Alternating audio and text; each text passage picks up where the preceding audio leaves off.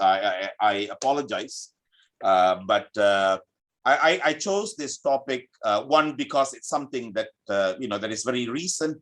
It's also something that is being talked about quite a bit nowadays about, Chinese investments abroad, especially through the Belt Road Initiative. And also, I felt that in this particular project, I'm using a combination of methodologies. And I thought students would find that a little bit interesting, because I know in the area of business, we have quantitative research, of course. Most of my research is quantitative, but we also have, particularly in the area of, for example, strategy and, human resource and so on. It is probably more qualitative as well. So I will show you later that in this project, what I've done basically is to combine the qualitative and the quantitative side together, so that, whichever area of business that you're in, I hope that some of these methodologies might prove to be useful. So you see my name there, and then also Matthew Young. He's basically my permanent research partner. So Matthew is the one who is the expert in the quant side. Really, if you have any questions on the quantitative side, I have to say I don't know. You can send me the question, and I'll try to get you the answer from Matthew. Yeah, this is maybe a lesson to learn, that sometimes different people have different expertise, and so trying to do research as a team. I think this is one of those biggest advantages, where you can use the expertise of different people to engage in an interesting research project. Yeah. All right. So this particular project is about China's outward FDI, but specifically to Central and Eastern Europe. Right now, obviously, it's a very, very focused area. This project was undertaken because CIBS has an agreement with 5 other business schools in Central and Eastern Europe, in places like Poland and Hungary and so on. So this was one project that came out as a result of that collaboration with those schools in Central Europe. Yeah. All right. So let me go through this, go through the slides that I have, and hopefully we will have enough time later on for us to discuss some questions that you might have, that I'll take on later. Yeah. All right. Now, so I have to say that this particular project, I've got 2 publications out of this project. The first one is in the Journal of Asia Pacific Economy, and the second one is from the Journal of Business Strategy. Both of these were published, I believe, in 2020, right? So it's fairly recent in that sense, and some of it has already been cited by other research as well. So I suppose that is some kind of assurance that what I have done here has been read by others, right? That's one thing that a researcher would like, that people read your research.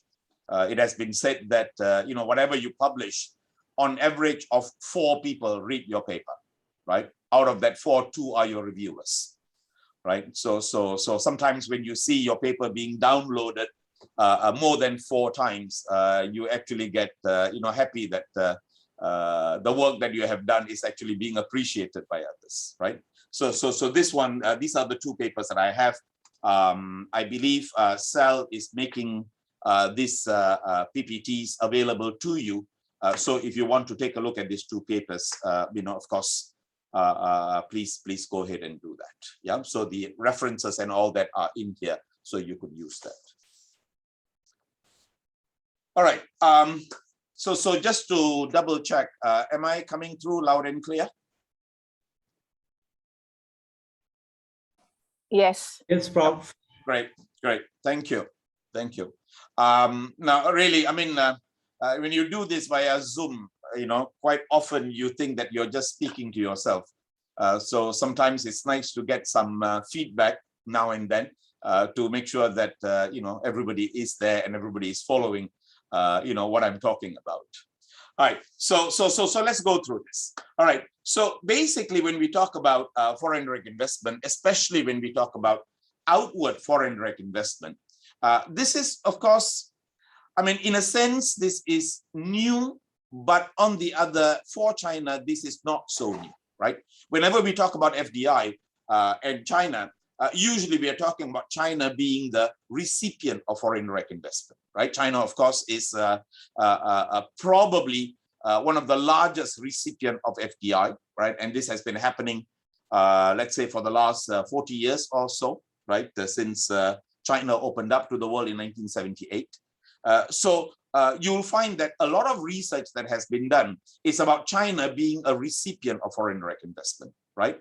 But lately, you will also find papers, quite a number of papers actually, that is beginning to talk about China as an exporter of capital, right? To, China as the investor in other parts of the world, right? So if you look at the point here, by 2017, China was the third largest foreign investor behind US and Japan. So obviously, if you look at a graph, you will see an exponential growth in the amount of investment that China has been pushing out of China to many parts of the world, right? So if you look at the stock, for example, FDI stock, in other words, total foreign direct investment over the years, right? 2,028 billion US dollars in 2017. Just in 17 years, you can see the number of the number of times that this FDI has multiplied, right, to 1,500 billion in 2017, right? So much so that if you look at China today, China's OFDI is comparable, for example, to countries like Germany, France, the UK, right? The UK, for example, you must understand, the UK has been investing outside, right? Their OFDI has been going on for centuries, right? So in that sense, for China to be as important as the UK, that tells you basically that this phenomena of OFDI for China is something that is, let's say, rather recent, right? So if you look at the data, for example, 2004, 2005 was the period when the Chinese government implemented this policy of go global, meaning encouraging Chinese companies to move abroad, right? That was in 2004, 2005. So since then, the amount of investment from China that has been going out has been increasing. And then around 2013, 2014, when the Chinese government introduced the One Belt, One Road strategy, the amount of investment has, of course, increased further, right? So that's how you get the size of OFDI that you see here. Now, if you look at where this OFDI is going to, about 2/3 of this OFDI is going to Asia. Hong Kong is the main place where FDI is going to.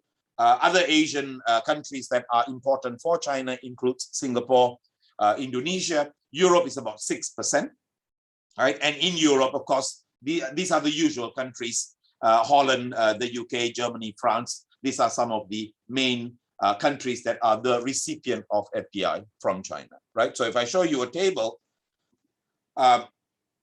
you see these are the 20 top countries, right? Based on 2016, right? Based on 2016 in terms of stock, right? In terms of total FDI. Now, so you see Hong Kong is #1 there. And then you see these strange places, Cayman Islands, British Virgin Islands, and so on. Now, again, when you do research with FDI, this is something that is quite common, where you find that tax havens are some of the places that are large recipients of FDI. This actually makes research into FDI a little bit complicated, right? So in the case of Hong Kong, for instance, now it is not that 57.5% of total Chinese outward FDI is going to Hong Kong.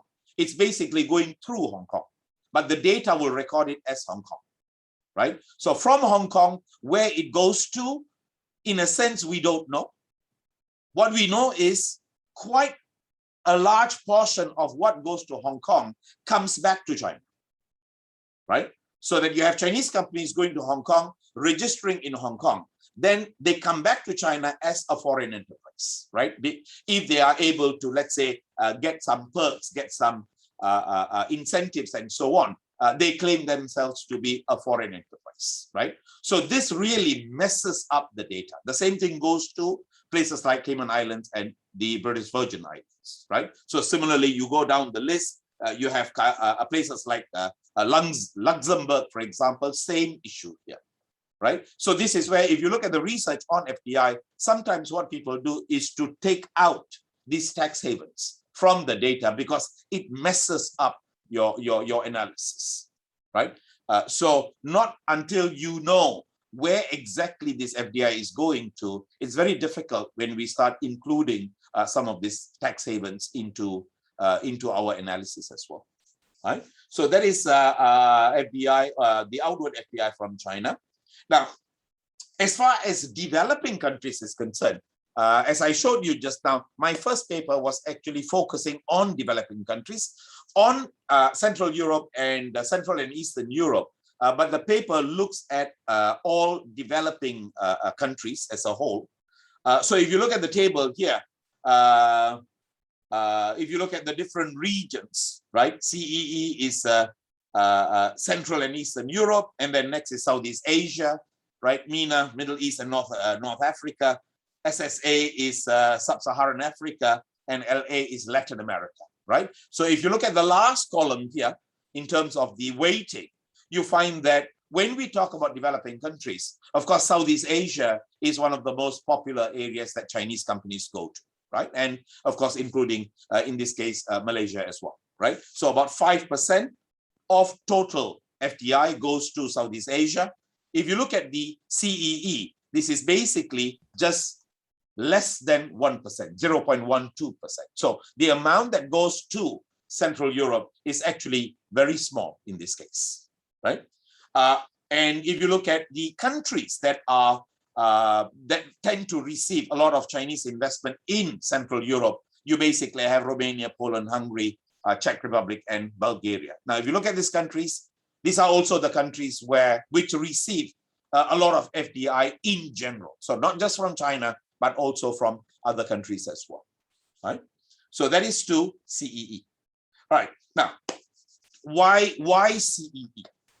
Now, I think CEE is important for China for several reasons, right? The first reason here is the Central and Eastern Europe is basically the gateway to Western Europe, which is part of this Belt Road Initiative, right? So if you look at a map, for example, and see how these roads and the sea routes are being planned, right?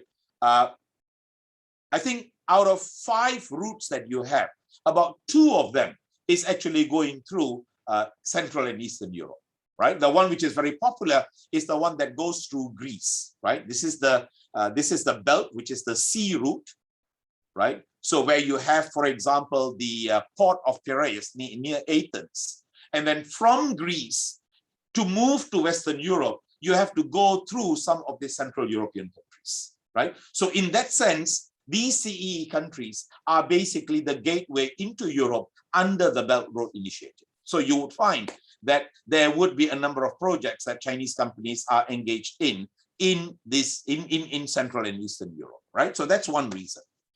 Another reason is the CEE has a collective population of about 120 million. Now, this is not small, right?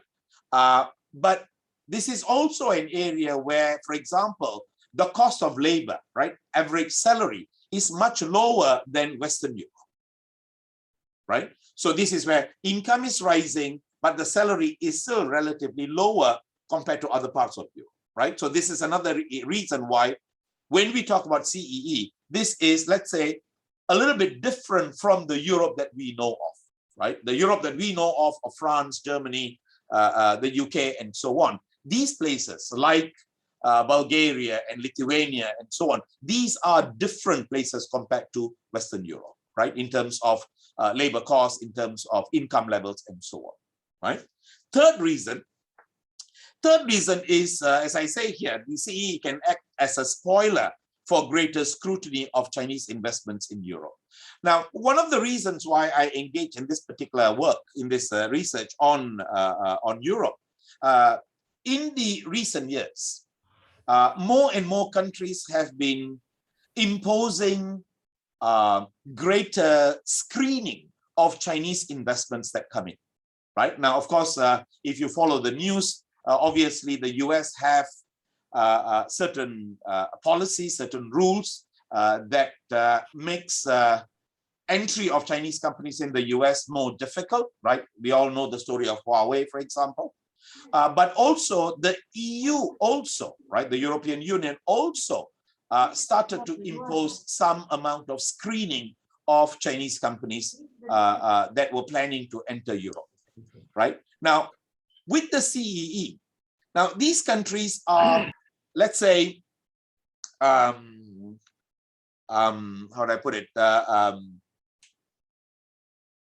Let's say the level of screening by these countries is not as strict as what you would find in France, Germany, and so on, right? So in that sense, the CEE countries could be places in Europe where Chinese investment could actually get in much easily, right? Because their restrictions are not as severe, not as strong as what you would find in Western Europe, right? So in that sense, once you're able to enter Central Europe, from there, of course, you could move to Western Europe.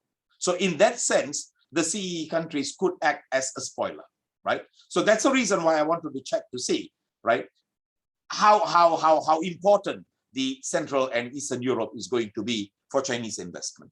And the last reason is, this is for geopolitical reasons. Some of the CEE countries are already members of the EU, and China is friendly with some of these countries. There have been several cases, several situations where these countries in Eastern Europe have kind of sided with China, or let's say have blocked some of the rulings of the EU with regards to China, right? So China has friends in Central and Eastern Europe, right? So in that sense, if you're already a member, this is going to be useful because you can withhold your vote, right? You can let's say you can choose not to vote, right? Or there are also some countries that have applied to become members of the EU, right? So the idea here is, if China can increase its presence in the CEE, this might be useful in the future, especially when it comes to entering the European Union, the EU, right? So in that sense, the CEE is also very strategic for China, right? So for these reasons, although in terms of the size of investment, it is small, right? As I said just now, 0.12% of total Chinese investment that goes to the CEE, but it is important in terms of, for strategic reasons, right? So I think that's a reason why it is still worthwhile to look at CEE and what is it that CEE has to offer, right? So those are some of the motivations for me to do this particular study, right? So what we're interested in here, right? The main question is, what are some of the factors that drive Chinese companies to these 16 countries of the CEE, right? So that's basically the underlying question. All right, and then I have a list of hypotheses here. Now, these hypotheses, of course, are based on my literature review and looking at what other people have done and so on. Those of you who are familiar with FDI literature, this is quite standard, especially the one that you see in black is pretty standard. These are basically the motivations of foreign direct investment. You have, for example, market-seeking purposes, right? Looking for new markets. This is one reason why companies go abroad. Another reason is natural resource seeking purposes. So this is where companies would want to invest in, let's say, in mines, in oil, and so on. It's basically natural resource. And then hypothesis 3, this is more related to what is called efficiency seeking, right? So in other words, looking for cheap labor, looking for higher labor productivity, and so on. Hypothesis 4 is important for China. This is for strategic assets. So you find that Chinese companies do go abroad looking for technology, for instance, right? So that would come under this strategic reasons. Hypothesis 5, another reason why Chinese companies go abroad is particularly because they want to move from exporting to producing in the target country itself, right? So you find that developing countries that have stronger bilateral trade ties with China, right? If you're importing from China or if you're exporting to China, then these countries become, let's say, favorite locations for Chinese companies to move to, right? Now, the ones in red, hypothesis 6 and 7, these are basically very specific to CEE, right? So here, looking at the literature, you find that although market-seeking reasons is an important reason, right, that you're looking for new markets, but in the case of the CEE, it is possible that the Chinese companies are not just looking at the market in Central Europe, but they're looking at Central Europe as a gateway into Western Europe. So in that sense, it gives them access to the EU market, right? Again, as I mentioned just now, the scrutiny in Central Europe is less compared to Western Europe. So this becomes a gateway, right? So this is another hypothesis that I wanted to check. And the last one is, obviously, there are many Chinese companies that are interested in Germany, for example, for technology, right? So one reason why Chinese companies might be interested to enter Central Europe is because of access specifically to Germany, right? So this is another hypothesis that I wanted to test to see whether is this true or not, right? So these were the list of the hypotheses that we basically got from the literature and also our own thinking in terms of why do Chinese companies invest in Central Europe. All right, now, so as I mentioned just now, the reason why I chose this particular project really is for the methodology, right? So what we have used in this particular paper is a mixed methods approach. In other words, a combination of quantitative and qualitative within a single study. Now, I noticed that this kind of study is becoming more and more popular, right? In the sense that it's not only quant, it's not only qualitative, but it's a combination of the two. I think this approach is useful, especially in our area of business and economics, right? Because we could use, on the one hand, you could use a time series. On the other, you could say, for example, focus on, let's say, a few companies and write some case studies and use those cases to strengthen your finding. This is basically what we have done here, right? So if you look at the steps that we have taken, so obviously, as with any research, we go through the relevant literature to kind of draw out what is the motivation of FDI by Chinese companies abroad, right? So as I showed just now, the market seeking, efficiency seeking, strategic asset seeking, and so on, right? So that's from the literature. Now then, we chose suitable variables to represent the various motivations, right? So for example, when you talk about, let's say, market seeking, now obviously you need to find some number of variables that is able to represent the size of markets, right? So the standard variables would be, let's say, GDP per capita or GDP growth or whatever it may be. Say, for example, if you want to talk about whether this is natural resource seeking, you would probably look at, say, for example, exports of natural resources by a country. That is a very common measure that is used. Say, for example, if it's strategic asset seeking. So, for instance, if you want to see whether Chinese companies are interested in the technology of that other countries possess, then you might want to look at, I think what we have used there is high-tech exports of high-tech products, right? So you got to find some variables that could proxy, right? That could be used to represent some of these motivations of investing abroad. Now, the independent variable that we have used, again, this might be useful, some of you, some of the, you guys postgraduate students, because when it comes to FDI, the data, let's say, is less than certain, right? So even, for example, if you look at the FDI, Malaysian, FDI, for example, you would have two types of data.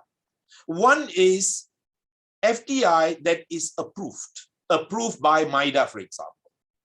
Okay, and that data is quite readily available. You can find this in the MIDA website, in the MITI website, and so on, right? But that is basically approved FDI. Now, approved does not necessarily mean that the FDI is actually going to take place. What you have here is government has approved, right? That, let's say, a company from China is going to enter Malaysia, investing whatever, right? $30 million and so on, right? It is approved. But whether that $30 million actually come into Malaysia, that's a different story, right? In some previous research that I've done, I think I talked about it takes something like 3 to 5 years before the actual money comes into the country. There's a delay, there's a lag, right? So when it comes to FDI data, this is one of the biggest problems that we have in terms of, can we use the approved data, right? So similarly, in the case of China, when you talk about the independent variable, in this case, the size of the foreign direct investment, of course, the data that is available is from MOFCOM. This is the Ministry of Foreign Trade and Commerce, right, where you get the data from. But, whether this data is true or not, really, we don't know. But, most studies use the data from MOFCOM. So what we did is, apart from using the MOFCOM data, we also tried to see whether we can source out any other data that can measure the outward FDI from China, right? And in fact, what we have used is a combination of 2 data sets. One is this one here, FDI markets. Now, this is basically by FT. And what FT has is a database of the number of projects, right? Number of projects that a foreign enterprise has in a particular country, right? So this is count data, right? So say, for example, if there are, 200 Chinese companies that have invested in Malaysia in 2021, what you have is 200, right? So in terms of number of projects. But the FT data, right, this FDI markets data is basically greenfield investment, new investment, right? It does not include M&A, right? Mergers and acquisition. So for that, what we did is to look at another data set called Zephyr. And in Zephyr, they have the number of mergers and acquisitions that is taking place in different countries, right? So you could even, I think, find for this in Malaysia, right? So what we did was to combine the data from FT and the data from Zephyr, so we get account data. So in this way, I can use the one from MOFCOM. I can also use this data from these 2 data sets as well, right? So this kind of ensures that whatever results that you're coming up with, it becomes in itself some kind of a robustness test, right? If the results are, let's say, fairly similar, then you are pretty confirmed, right? You're pretty sure that your results are actually true. This is working in both ways, right? Whichever data set that you use, it is providing you with a similar result, a similar conclusion, right? So this is what we did here, right? Now, this is on the quant side. On the qualitative side, what we did was to do some interviews of Chinese companies that have invested in the CEE countries, right? And I have to say, lucky for me, at my school, CIBS, since all we do is MBA and executive MBA, our students are, let's say, these are the leaders of companies, right? These are CEOs, board members, senior managers, and so on. And we have the largest network in the world when it comes to executive MBA. We have more than 10,000, something like that, alumni, and we are very closely connected with our alumni. So what I did was basically to ask the alumni office that we have here. I told them, give me a list of students who have companies in CEE, right? And they gave me a list, and from the list I contacted a few. We were able to interview 8 Chinese companies that have actually invested abroad.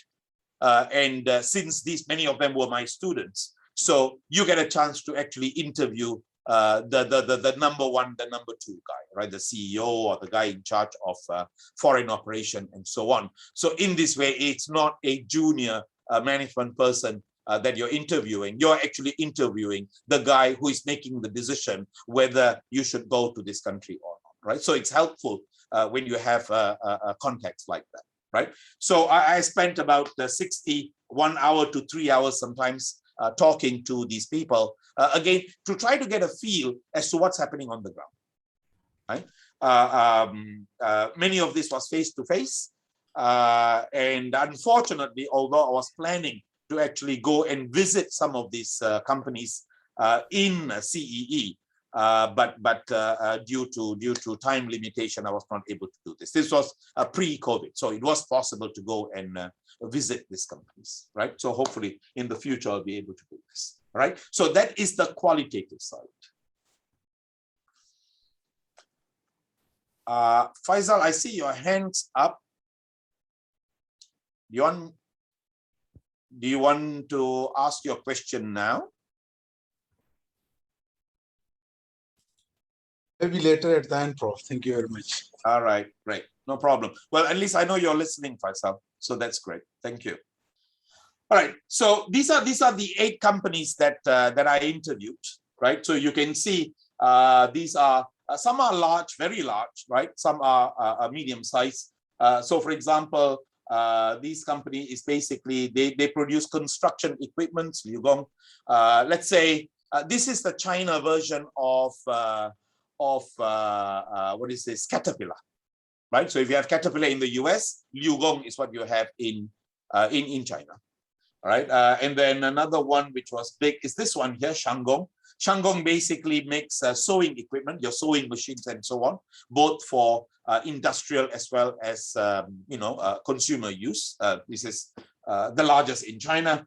The other one is Manhua. Manhua is the this company, Manhua, is basically the largest producer of recliners. If you know the Lazy Boys, right?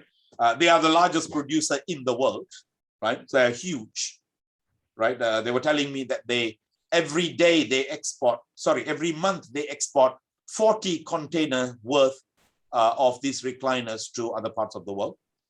And then Wanhua is another one, a chemical company. Also, this is I believe this is state-owned. Yeah, it is state-owned, right? Dealing with petrochemical. And then TCL, I think, is what most of you will know. TCL, this is a very common brand name of a Chinese TV company, right? TCL, I think they also make, other than television, they also make refrigerators and washing machines and so on, right? This TCL is the one that bought over Thomson in France, right? So this is another one of these large Chinese company, what is referred to as a Chinese national champion, right? So my point here is the kind of companies that I interviewed were not necessarily all small. Some of them were actually the largest in their industry in China, right? So this was significant, and I have to say that some of the interviews were really, really enjoyable to hear what exactly these guys are doing in Central Europe. All right, on the quant side, so this is the model that we used, right? So as I mentioned just now, you look at literature, you try to find what are some of the motivating reasons, and then you try to get the variables to suit that, right? So what we did was exactly that. But as I mentioned, some parts which are different could be this one here, the one that involves Germany. Remember, this would be different compared to other models.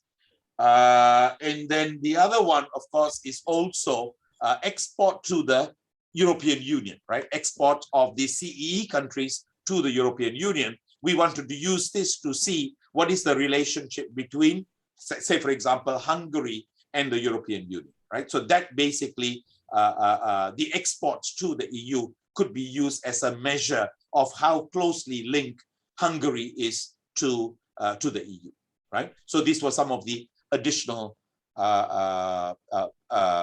variables that we used in our model, right? Now, so these were the results. right? Again, this was based on the random effects model and so on and so forth. And you see here, right, if you look at the columns here, right, so these ones, right, these ones that you see here is basically using the MOFCOM data, right, the data from the Chinese government, right? And then the last column here, the CEE count model, is the one that is using the data from FT and Zephyr, right? So basically you have this one, right, the CEE one, and you have the CEE from the MOFCOM side. So this is what I meant just now, that I have two independent variables, two different types of independent variables. And in that way, I can check to see whether if it's significant here, is it also significant, right? So if it is significant on both sides, then of course, I'm very sure that high-tech export is going to be an important factor, right? So that would mean Chinese companies are interested to go to countries that have technology, right? Because this high-tech export is used to measure the level of technology of a particular country, right? So this is why using, let's say, the independent variable from different sources, right? Especially when it comes to FDI research like this, becomes useful, because now you're pretty sure that you can be assured that that particular factor is a significant factor because it's appearing significant on both the models. All right, so these are some of our results, right? So what are Chinese companies interested? What kind of countries are Chinese companies interested in? They're interested in countries that have higher income, but low labor costs, right? That's going to be an interesting combination. They are also looking at countries that have natural resources, obviously, because China does not have much natural resources. Interestingly, they're looking for countries that are politically unstable, right? This tends to appear quite a bit. Several years ago, when I did another study on Chinese outward foreign direct investment, same thing came up, right? Politically unstable countries is what Chinese companies are looking for.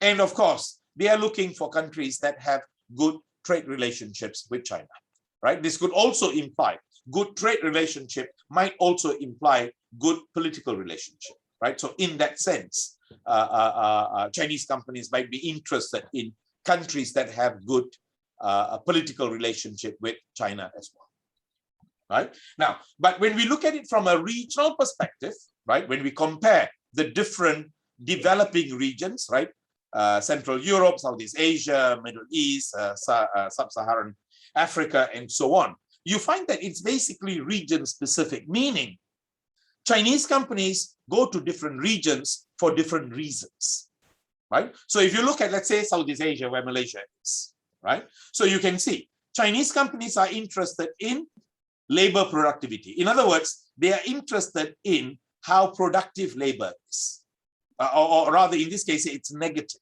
meaning they're not really interested in labor productivity, but rather they are interested in the cost of labor. In other words, Chinese companies are looking for cheap labor. This is one reason why they're interested in Southeast Asia, right? So not surprisingly, there will be a lot of investment that goes, say, for example, into Vietnam, into Cambodia, right? Maybe even into Indonesia. When it comes to places like Malaysia, maybe not so much, because the cost of labor is relatively higher than some of the other Southeast Asian countries, right? But when you look at, say, for example, Middle East, you can see it's significant, but it's positive. So my point here is different regions are chosen for different reasons, right? So it is region specific in that sense. Right. Now, as far as CEE is concerned, you can see here, strategic asset seeking motive is very strong in CEE. In other words, right, to be more direct, Chinese companies are looking for technology in Central Europe. They are also interested in how strong the relationship of that country is with Germany, right? So for instance, Poland, which is very close to Germany, Polish is very close to German as well, right? So Poland would be one of the favorite spots for Chinese investment because of the relationship that Poland has with Germany in this case. That's what I mean.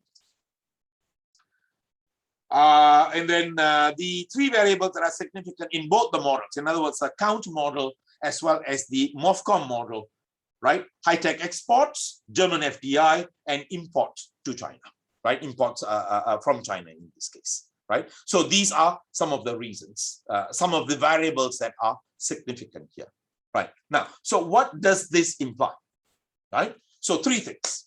One, although we talk about Chinese companies being market seeking, they are looking for new markets, they are looking for large markets, but in the case of the CEE, it's not specifically for that country's market, but rather access to the EU, the larger EU, the larger Western European market, right?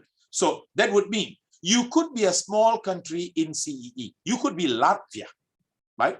With probably a population of probably a couple of million.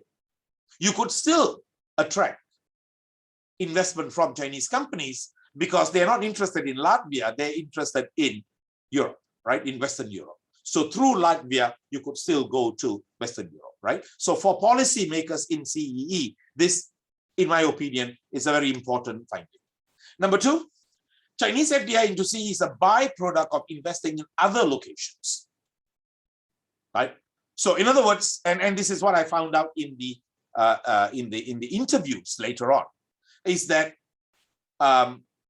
the reason why the Chinese company was in, let's say, for example, in Czech Republic, was because the Chinese company bought a company in Germany, and that German company had a subsidiary in Czech Republic, right? So in that sense, the Chinese company did not go to the Czech Republic directly for Czech Republic, but it was because they bought a company in Germany, and that's the reason why they're in Czech Republic, right? So it's a byproduct in that sense.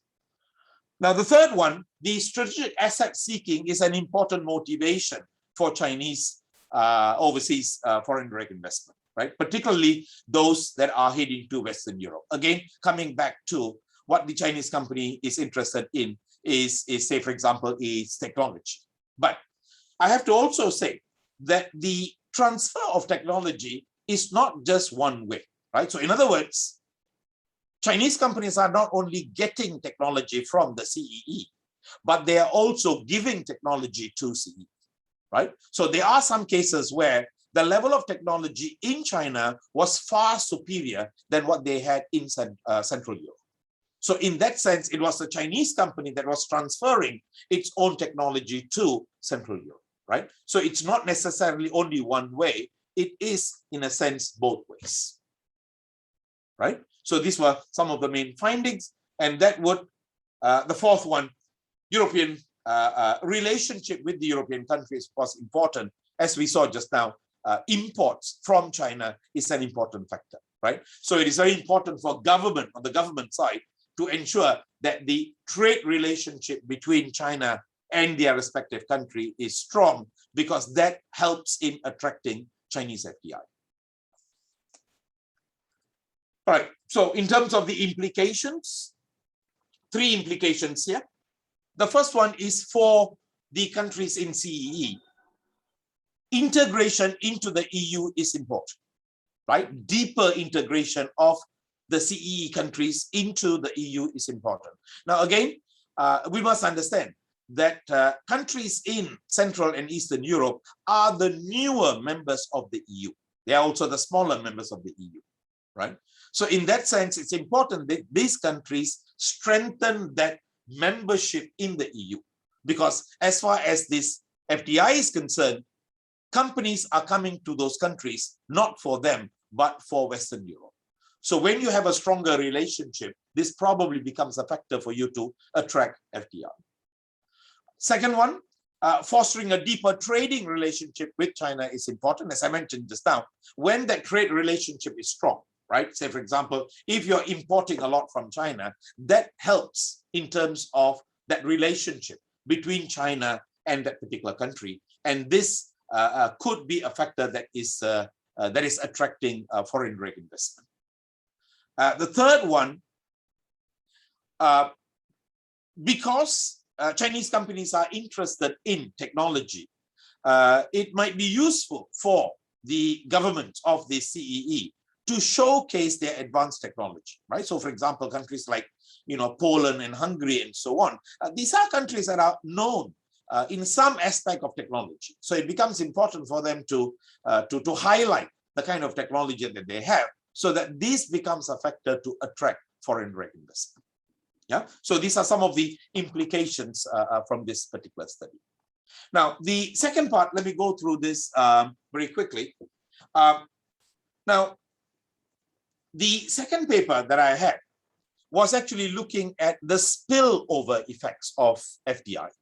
Now, the spillover effects really is the idea is, when you have foreign direct investment, yes, of course, money comes to your country, but quite often governments are not interested in that money because the amount of money is actually too small, right? It's sometimes not even 5% of total investment, this foreign investment, right? But more important, countries are interested in, say, for example, in technology, in access to markets, and so on, right? So this is what we mean by spillover. What is the spillover effect of getting FDI from China? What else can you get? Right? Now, this the spillover effect, this particular area has been looked at for many countries, but I've noticed that for Chinese outward FDI, I think the paper that I have is probably one of the first papers that has actually looked at the spillover effects of Chinese FDI, right, in general, right? In this case here, we are looking at specifically to CEE. Now, for this kind of study, it's going to be difficult for you to use quantitative methods, right? So the best way to do this here is basically to use your interviews, your qualitative methods, right? Now, what I show you here is based on OECD. They basically point to 4 channels through which FDI inflows can have an impact on the local economy, right? What is this spillover effects? OECD talks about 4 things that can happen. Number one, which I think is an important one for CEE and China, is international trade, right? Or what is called the foreign linkage effect, right? So the idea here is, as FDI further integrates a local economy into the global economy, this provides domestic firms greater access and exposure to international markets, right? So as you receive more FDI from other countries, that linkage, that international trade linkage is further enhanced. So that would mean firms in your country might be able to export more to to where the FDI comes from. Now, in the case of China, of course, this is important because what we know is the market in China, of course, is huge and it's getting larger, right? So one reason why countries in the CEE would be interested in Chinese FDI is not really the Chinese FDI, but rather that FDI is going to link these CEE countries with China in terms of trade. In other words, you could export more to China, right? So that becomes a very important reason why, say, for example, the CEE governments might be interested in Chinese investment, right? Now, what you see in brown here, right? Again, because of lack of time, I don't want to go through this in detail, but what you see in the brown parts there are basically excerpts from the interviews that I made with those 8 companies that I mentioned just now, right? And it was very clear, right? In the sense that, say, for example, you have one company that is investing in a country in CEE, right? They have basically gone into a joint venture with a company in one of the CEE countries. And what the Chinese company does is they help the joint venture partner sell their products in China, right? So this is a great example of that foreign trade, that foreign linkage effect, right? So this is one of those spillover effects. Another one, of course, is technology transfer, right? This probably is one of the most important reasons why governments are interested in FDI. Now, in the case of Chinese FDI to CEE, as I mentioned just now, there is this two-way effect, right? On the one hand, Chinese companies are interested in the technology that is available in Central Europe, right? But on the other, there are also cases where the Chinese company's technology is far superior and they are transferring their technology to Central Europe as well, right? So it's a two-way thing, but certainly it's an important factor. Now, the other interesting part, the third one, is human capital development, right? The idea is as foreign firms employ local employees and enhance their skills through training and on-the-job learning, the FDI can also generate positive production externalities when workers flow out of the foreign company and use the knowledge gained from their previous employer in their own business to work for other local firms, right? So here the idea is, on the one hand, foreign firms, multinationals spend a lot on training, right? We know this for a fact, right? So that training is going to enhance the skills level of people in the recipient country, right? In say, for example, in CEE, right? So certainly that happens, right? But further, when you find somebody who is working for a multinational, leaves the multinational and work for a local company, this is also, in a sense, technology transfer, right? Because at the end of the day, technology is in the minds of people, right? It's not just a contract, it's in the minds of the people, right? So in that way, you could actually transfer technology when somebody who works from a multinational goes and works for a local firm, right? Now, in the case of Chinese FDI to CEE, this was something which was very obvious, probably because I did the research, let's say this was in 2018, 2019. This was, in a sense, very close to the global financial crisis. And of course, Europe was hit bad by the global financial crisis, right, in 2010 and so on. So you find that in many cases, in many of the interviews I did, the Chinese companies actually saved the CEE company, right, by injecting capital, by buying over. If the Chinese company had not done that, these companies would have just gone bust, right? So in that sense, what Chinese companies did through their FDI is actually to save jobs. And this was very clear. It was not just one or two cases, right? Out of the 8 companies I interviewed, nearly all of them had a similar story to tell, in the sense that they basically bought over an ailing company and kind of rejuvenated that particular company, right? So in that sense, as I've mentioned in bold here, right, that Chinese OFDI in CE saved ailing companies and jobs. Of the 8 companies interviewed, 5 of them acquired ailing companies, right? And the other 3, for example, if not for the Chinese investment, they would have had job layoffs, right? If it doesn't go bust, at least layoffs, right? So in that sense, that human capital development is very clear when it came to Chinese FDI in CE. As I said, this might be because they were going in right after the global financial crisis, right? So that could be the reason. And the last one is this idea of this competition effect, right? Where foreign firms are able to boost the corporate efficiency of local suppliers and related firms, right? Because the demands of the multinational could be very high, and that would basically help to lift the standard of local firms who are supplying to the multinational, right? That's the idea here. Now, in the case of a Chinese FDI into the CEE,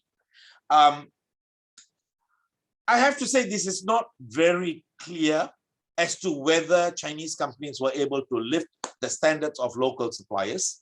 Certainly, they were able to help the local suppliers access to the China market, right? They were able to share their resources with their local partner, for example. But I did not see this to be very clear, at least in my study, right? So what are the implications, right? There are basically two implications, right? For the Chinese company, it is important to highlight the positive contribution that will be made to the host economy as a whole, including access to foreign markets, for example, the China market, the jobs that are saved and created, and the sharing of technology, right? Now, again, since Chinese investment is being scrutinized by governments, right, in Europe in general. So it becomes important that Chinese companies who are interested in investing in Central Europe, they need to talk about the kind of technology that they have. They need to talk about the kind of access to the China market that they have, right, to promote their investment in these countries, right? Second one, for the host country, right, in this case for the CEE, it is essential that each investment be seen based on its own merits, rather than to assume all Chinese investors are thieves and cheats, right? Now, I think this is important, right? This goes even for Malaysia, for example. There's a tendency to think that China is basically coming in and taking away all the resources and so on. Now, are there companies that do that? Yes, there are. But there are also many other companies that actually will contribute to the economy of the host country, right? So I think it becomes important for governments not to kind of look at Chinese investment as one thing that is homogeneous, right? It's a question of looking for the right companies and inviting the right companies, right, to invest in your country. I think this is certainly important, right? The companies that I talked to, certainly these were not companies that were trying to kind of take away everything and so on. These were not companies that were trying to bribe and, you know, corrupt and so on. These were good companies that were trying to expand their market, looking for technology and so on, right? So in that sense, there are companies, Chinese companies that are out there that are actually decent and should be invited into a country for FDI, right? So we cannot assume that all Chinese companies are basically thieves and cheat, right? So I think this is certainly very clear.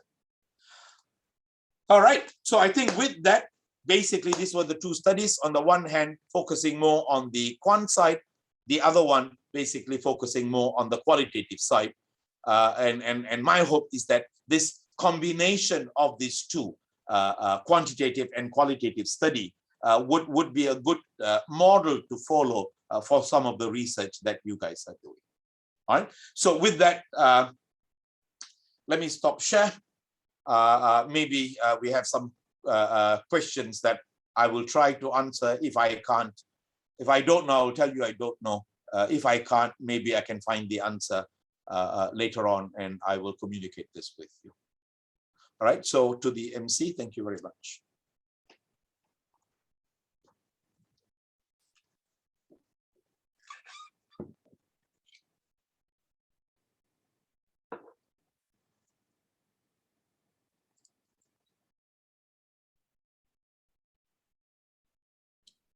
Okay, thank you, Prof. Dr. Bala Ramasamy, for your very enlightening and informative speech. So may I invite all of you with questions and answer session with our respected keynote speaker. Okay, there are 5 questions. Question number 1 is from Dr. Ida. Regarding Belt and Road Initiative, some leaders worry by the security issues in their country. What is your opinion about this, Prof? Thank you. Yeah, I think one thing we got to get clear. Yeah, I mean, I've been in China for the last 16 years. I spent about 8-9 years in Macau. So in Greater China, I've pretty much spent nearly half my life here. I think we need to understand, first of all, the idea of the Belt Road Initiative is to share with the world what is China's secret of success, right? So if you talk about the US, for example, they want to promote the idea of democracy and free trade and whatever have you, right? But when it comes to China, China is very, very, very, very firm that the secret of their success in terms of what has happened over the last 40 years, for example, is because of infrastructure, right? And that is the message that they want to share with the rest of the world. You want to develop, focus on infrastructure. Build your roads, build your railway, build your ports, and so on, right? So certainly from an ideological point of view, that is what you have, right? Now, on the other hand, this is infrastructure. Infrastructure and corruption is so closely linked, right? This is the easiest way that government or let's say people in government can make some money, right? We know this in so many countries. We know this, for example, in Malaysia. We know this in many parts of Africa and so on, right? So obviously, when you have this kind of a situation, right? When, say, for example, the local government is corrupted, then this is going to be highlighted, right? What is not highlighted in the media is that the road is being built.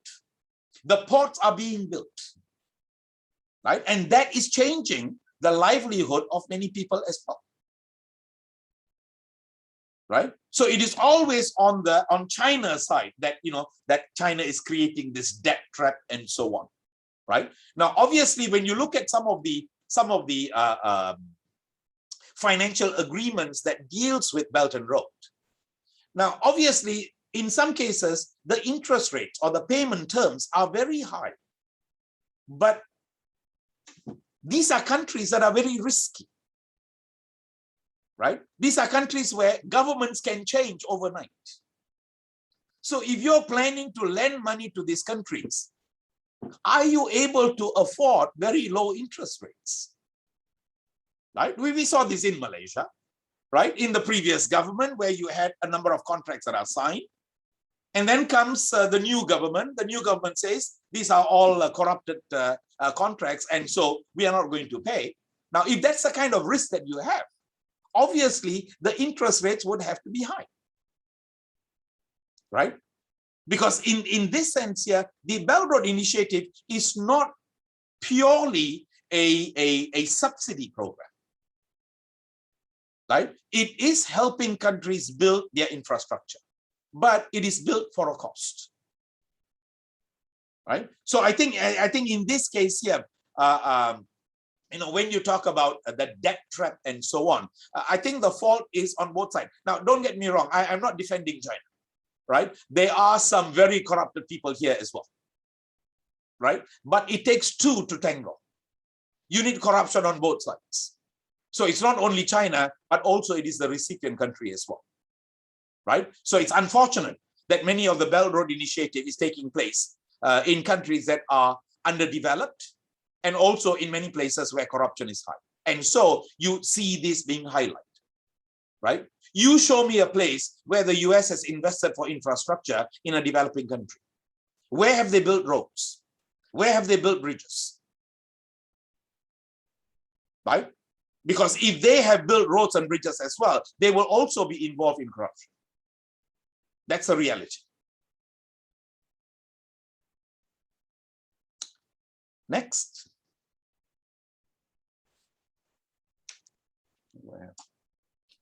Next question from Prof. Bala.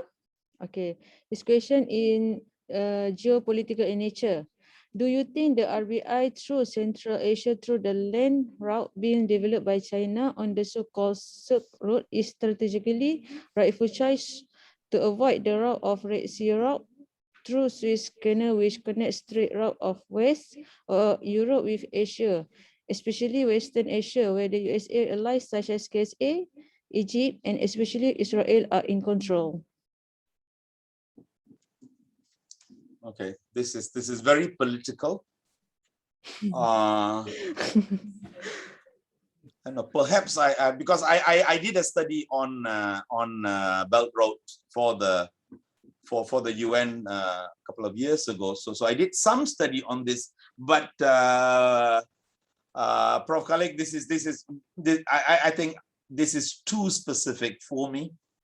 I'm trying to understand the question.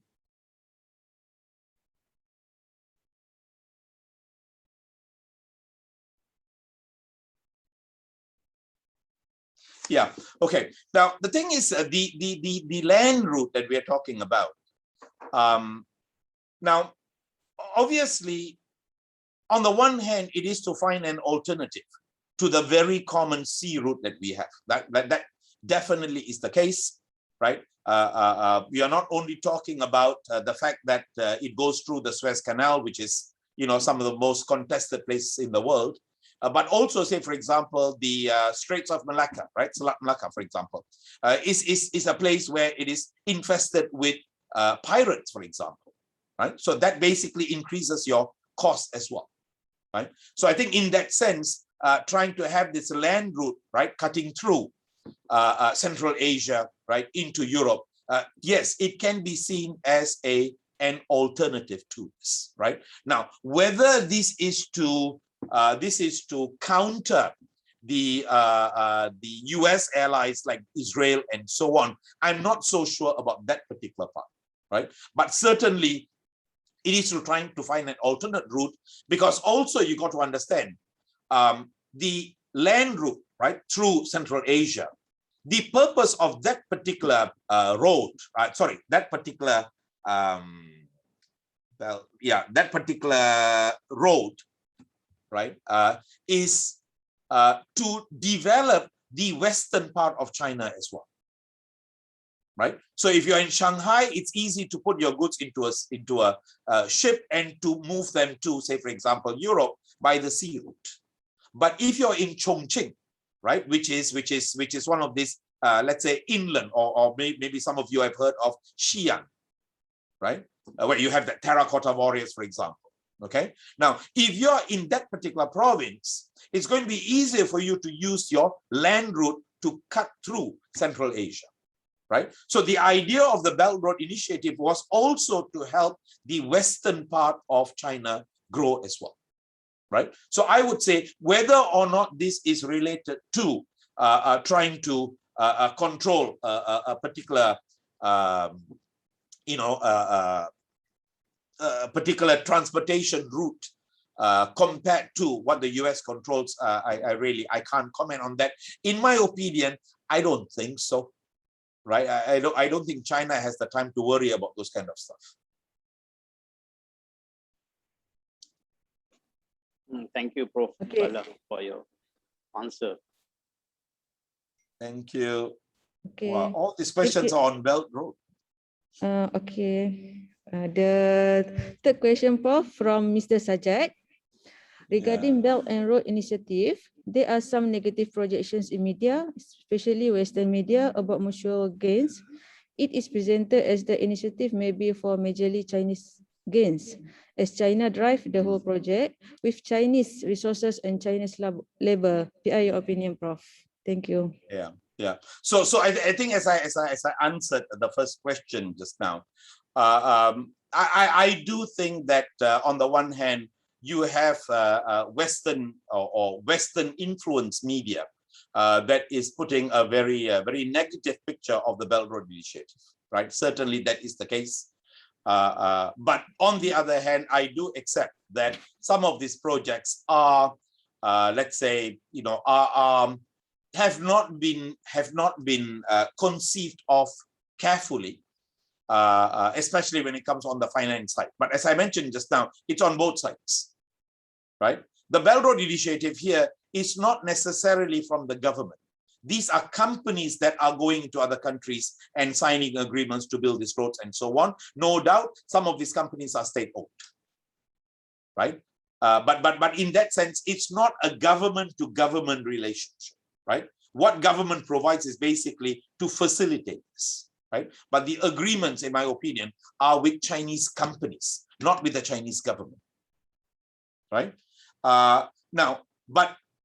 This part about these projects basically using Chinese resources, Chinese labor, yes, there are criticism against this, but I think I would like you to take a look at it from a Chinese side, right? Guys, again, I know I sound as though I'm defending China, but what I would like you to do is to think of it from the other side for a moment, right? Then whatever judgment you make, that's up to you, right?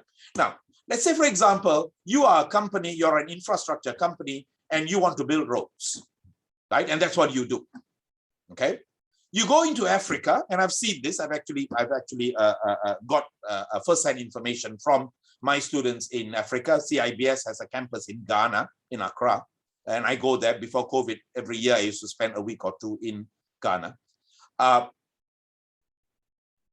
When these Chinese companies, right, when they want to build, say, for example, your road and your bridges, yes, in the beginning, they did employ local workers. But the problem is the work ethics of local workers in Africa is something that the Chinese can't understand. For example, they come late to work, right? Or for example, they drink on their jobs. These are things that the Chinese companies, Chinese managers are unable to handle, right? So what do? They bring in 30,000 Chinese who are willing to work 16 hours a day, right? They can do 2 shifts, no problem. Because what the Chinese workers are interested in is make money, spend as little time in Africa as possible. Build the road, get out of Africa. That's the objective, right? So when you have a workforce like that, you can actually get the road built as quickly as possible, right? So from a Chinese company's perspective, this is the problem that they have, right? So they tell me it's not that we don't want to employ local people, but they say these local people, they don't work as hard as our Chinese guys, right? And so that's the reason why we end up bringing in our own workers. Now, I know, I talked about the spillover effects. This is a problem, right? And I tell them this is going to be a problem. But I hope you also look at it from their side. They are interested in building the road, right? So if you're given 6 months to build the road, they want to complete the road in 6 months, right? So if this is going to delay by employing local workers, they're not interested in that. That's the reason why you tend to have Chinese labor being brought in, 30,000 of them, to build that road for you, right? So is this right? Yeah, from a country perspective, no, right? Because the idea of FDI is to develop local resources as well, right? But again, from a company side, they don't come with that intention. If you have people who are willing to work hard, then obviously foreign companies would be more than willing to employ locals. It's cheaper,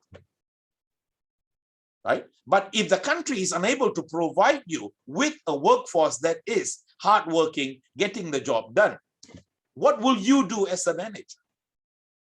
You will also employ your own people, right? It's a business decision because these are companies that are investing. These are companies that are building the road, not government. Okay. Okay, thank you, Prof, for the answer. The next question is from Mr. Kashif. What are the incentives and intentions to look for politically unstable countries for VDI? In normal cases, it's not wise. Yeah. Kashif, this is an interesting issue, right? Because you do find for many other countries, say, for example, if you do work on FDI with US FDI or Japanese FDI and so on, you will find that there is a positive relationship, meaning companies are interested to go into countries which are politically stable. That's the standard answer that you get, right? So much so if you look at the textbook, that's what it says, go to countries that are politically stable. But when you look at Chinese FDI, Chinese companies seem to prefer countries that are politically unstable. Right? Now, perhaps, right, one explanation that I provide is perhaps in countries that are politically unstable, corruption is high. And Chinese companies know how to deal with corruption. And so they find that this is something that they can play with. Whereas if you have a country, for example, which is following by the book, rule of law, and so on, it is possible that some Chinese companies say that, there is no room to maneuver. Maybe that's the reason why they're interested in countries that are politically unstable, right? However, right? Now, I need to add something here. Now, if you look at it over time, the kind of Chinese investment is also changing. While in the past, for example, Chinese companies are interested in natural resources, right? Your minerals, your oil, right? One Belt, One Road, the infrastructure, for example, which are highly, let's say, political, corruption-based, and so on, right? Let's be clear about this. But you are also beginning to see more and more Chinese companies that are going to other countries for technology, market seeking, looking for cheap labor, right? So these are some of your other companies, like your Huawei, for example, okay, or your TikTok, for example. Okay, so when you look at Huawei, TikTok, and so on, these technology-related companies, they would be interested in politically stable countries, right? So I think it also depends on the kind of investment that is taking place, right? So while in the past, maybe a large portion of these companies are in natural resources, maybe that's the reason why we're getting those kind of results. Or for example, maybe you know, in the past, a lot of this investment were by state-owned companies who might be more comfortable with political instability. Whereas nowadays, you're beginning to see more and more privately owned companies, Chinese companies, that are moving abroad as well. And for these companies, they are interested in stability, right? So I think it's possible that this particular story is changing, right? Depending on what is the purpose of investment, depending on who is investing and so on, right? So certainly it's a very interesting area to look at, right? Is this specific only for Chinese companies, right? Or is this something that we can generalize for, let's say, companies that come from the third world countries, the developing countries, right? So certainly it's an interesting area to look at. You know, those of you who are interested, that's certainly one area of research that might, you know, that might give you some interesting story to tell.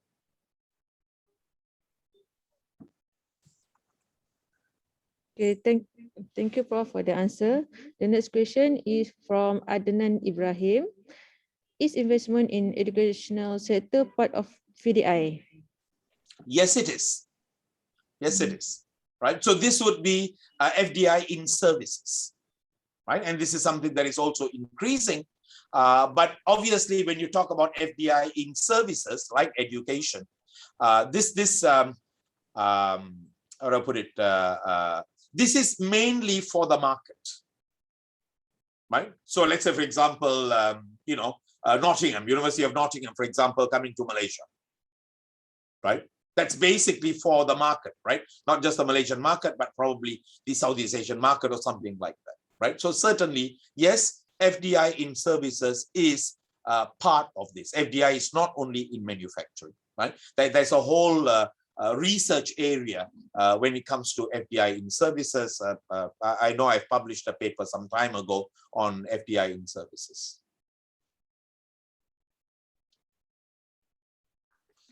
All right, Prof, this is the last and the longest question. This is by Yasmin. Okay. At present, there is a global move towards more sustainable and responsible investment, and this has led to more companies having to change how they operate as more fund managers / investment companies, which are predominantly EU or US based, have begun to impose strict ESG criteria before investing. However, with China beginning to increase investment globally, I was wondering how stringent the investment requirements are. My question is, from a sustainability and climate change perspective, what do you see the impact is on the growing OFDIs from China?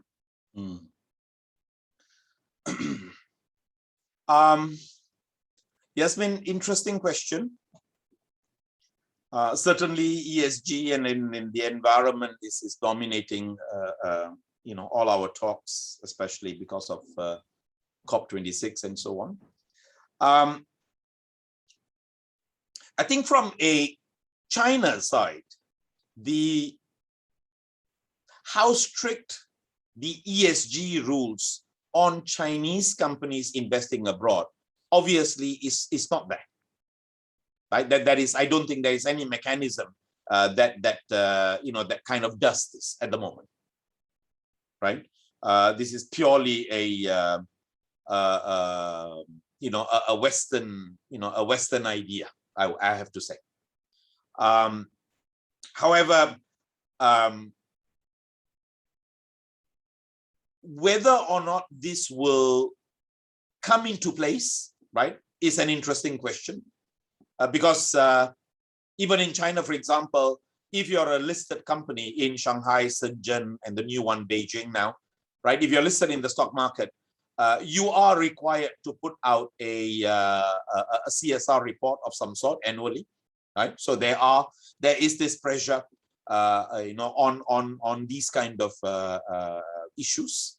But I have to say, in China, when we talk about CSR, it's very much still philanthropy, charity based. Right? We have not come out of that, that limited sphere, in that sense, right? So whether they are environmentally conscious, I have to say, I don't think so. We are not there yet, right? But again, we need to understand that China is still a developing country. Yes, it's large, but it's still a developing country, right?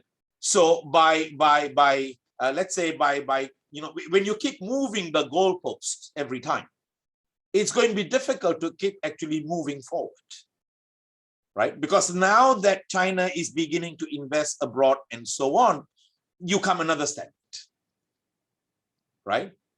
So in that sense, obviously, for Chinese companies, they are, this is not very strong in their mindsets, right? What is strong is philanthropy, charity. Charity is very strong, right? But let's say, for example, introducing the environment into your production and so on and so forth, is something new, right? So it is not strong, and I have to say that it will take time before it becomes a factor, right? Probably because of the pressure that is imposed on China from outside. Yeah. So I think in general, I do work on CSR. That's one of the areas that I do my research on. So yes, I mean, I understand the importance of CSR, right? But at the same time, you got to learn how to walk before you can run, right? So sometimes these kind of imposition, in my opinion, are sometimes quite unfair, right? This basically allows established large multinationals to continue to dominate the world, because you can't expect a smaller company to fulfill all these requirements. Right? So just to kind of a conspiracy kind of stuff, is this another one of those ways to ensure that the world continues to be dominated by the same group of companies? The group of companies that are polluters in their own right. Right? It seems as though that these guys who are polluting are the ones who are setting standards. Right? So yes, it is important, but I think we have to decide what our rules are. We have to decide what our schedule is going to be. Right? If not, I think, we will still be dominated by the same old companies in the future. Sorry, it's a very politically loaded question, but yeah, that's my thinking.